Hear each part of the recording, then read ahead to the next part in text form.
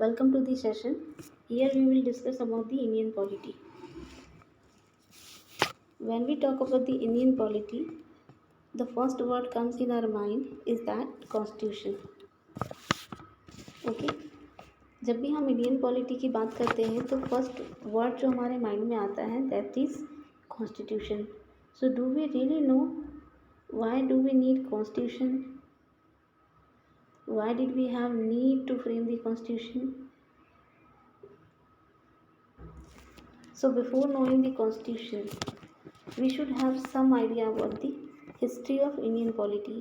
Constitution के बारे में जानने से पहले थोड़ा सा आइडिया होना चाहिए हमें इंडियन हिस्ट्री के बारे में कि इंडियन हिस्ट्री में क्या होता था. इंडियन पॉलिटी की हिस्ट्री के बारे में कि पहले हमारे देश को रन कैसे किया जाता था, इंडिया को पहले कैसे रन किया जाता था. That idea we should have a little at least.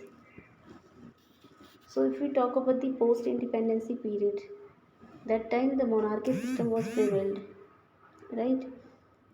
Post independency period की अगर बात करें तो मोनार्की सिस्टम चलता था. And what happens in monarchy system? There was the king, एक राजा होता था, and he governed the country or the region. He ruled the people or the subject. राजा अपने लोगों को गवर्न करता था या उनके ऊपर रूल करता था. ये मोनार्की सिस्टम में होता था. और ऐसे केस में अगर राजा बेनिवोलेंट है ना, if the raja is benevolent और kind, so he'll do welfare of the people. ठीक है. अगर राजा एक अच्छा इंसान है सो वो लोगों की भलाई के लिए काम करेगा, लोगों के वेलफेयर के लिए काम करेगा. And if he is not benevolent और if he is not kind, अगर वो कोई भला इंसान नहीं है, कोई अच्छा आदमी नहीं है, then there was no compulsion on him to do the welfare of the people. उसके ऊपर कोई कंपल्सन नहीं था कि वो लोगों की भलाई करेगा ही या उसे करना ही चाहिए. क्यों नहीं था ऐसा इसलिए नहीं था बिकॉज उसे लोगों ने नहीं चुना था. He was not elected by the people. लोग नहीं चुन के लाते थे राजा को. मोनार्की सिस्टम में एक हेरिडिटरी सिस्टम चलता था. एक जनरेशन टू जनरेशन राजा बनने की एक प्रथा चलती थी या एक सिस्टम था, आप कह सकते हैं. सो उसमें क्या होता था, एक फादर राजा, अगर किसी का फादर राजा है तो देन उसका सन बनेगा, देन उसका ग्रैंडसन बनेगा. ऐसे ही चलता था मोनार्की सिस्टम में. मूवीज़ में भी देखा होगा मे भी.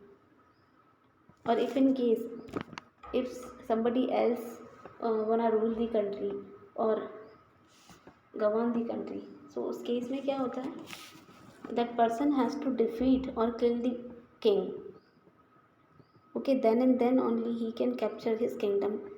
अगर किसी और को रूल करना है तो उस केस में उस पर्सन को राजा के ऊपर अटैक करना होगा, उसे किल करना होगा, उसके बाद ही वो उसके किंगडम को कैप्चर कर पाएगा.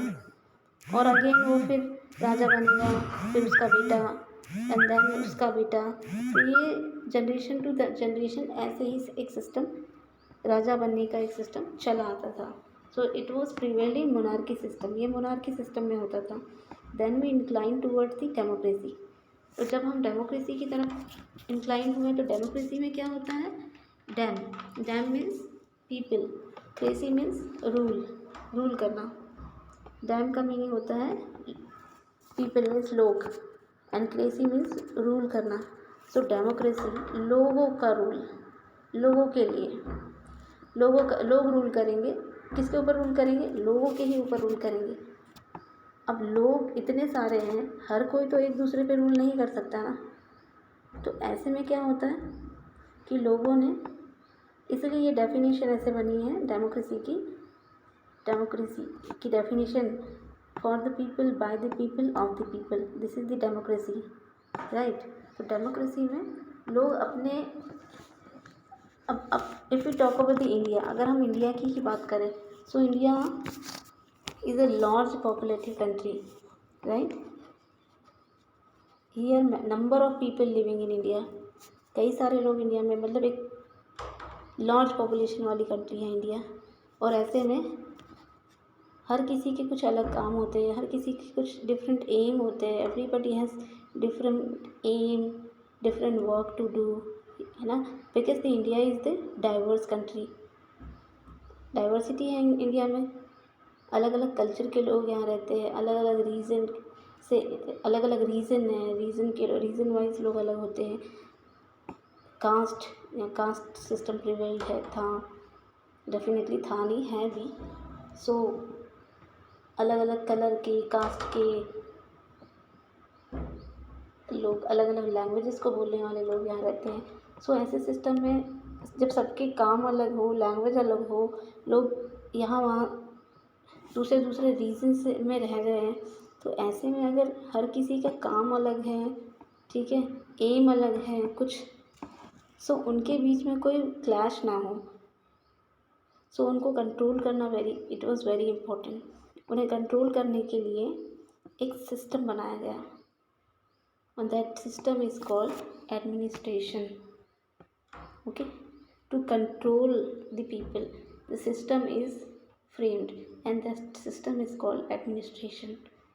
और जब हमने एडमिनिस्ट्रेशन बनाया या एडमिनिस्ट्रेशन को इस्टेब्लिश किया, तो एडमिनिस्ट्रेशन को रन करने के लिए we need some organs, right, we need some organs and those organs are legislative, executive and judiciary.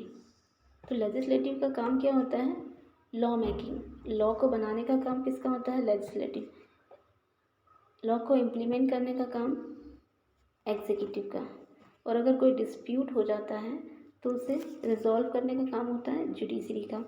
तो ऐसे हमने एडमिनिस्ट्रेशन एक सिस्टम रेडी किया लोगों को गवर्न करने के लिए।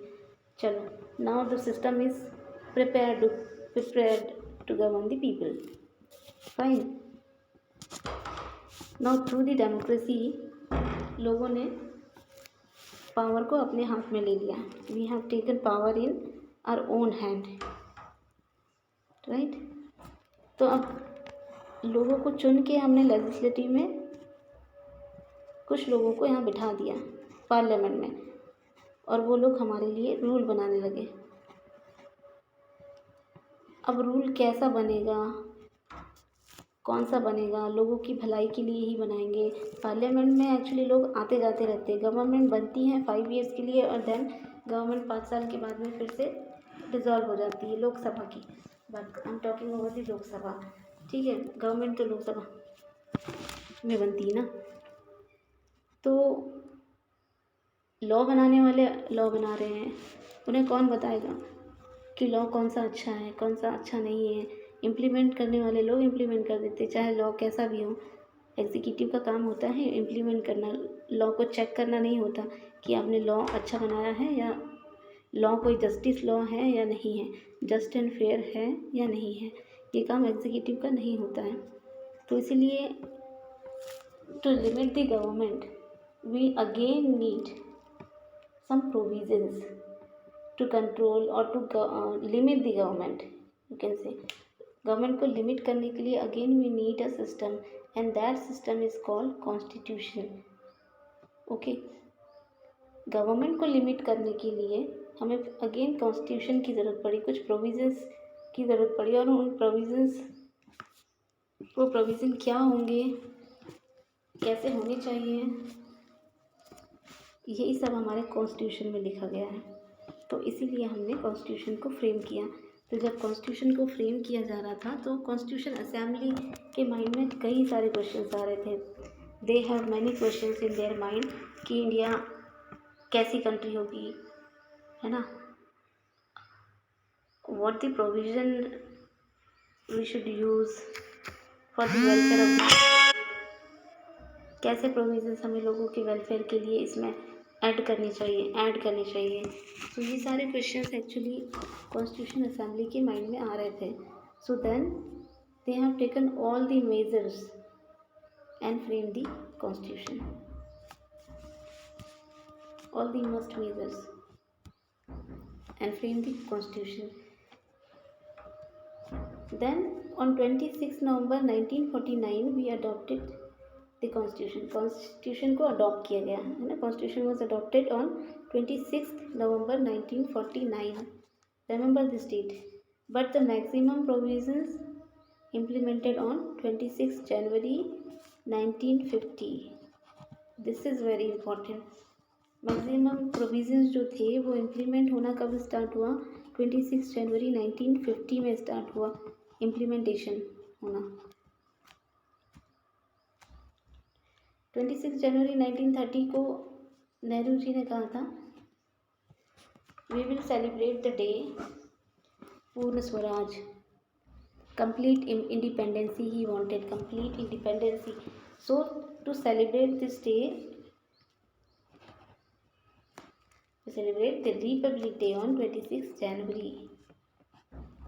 26 जनवरी को हम रिपब्लिक डे इसीलिए सेलिब्रेट करते हैं, for the complete independency we got. Okay, so ये था हमारा कॉन्स्टिट्यूशन का बैकग्राउंड। कॉन्स्टिट्यूशन के अंदर जो प्रोविजंस ऐड किए गए हैं, कहाँ से प्रोविजंस लिए गए हैं, जो प्रोविज़न लिए गए हैं they are actually from different country, whatever suited for the welfare of the people.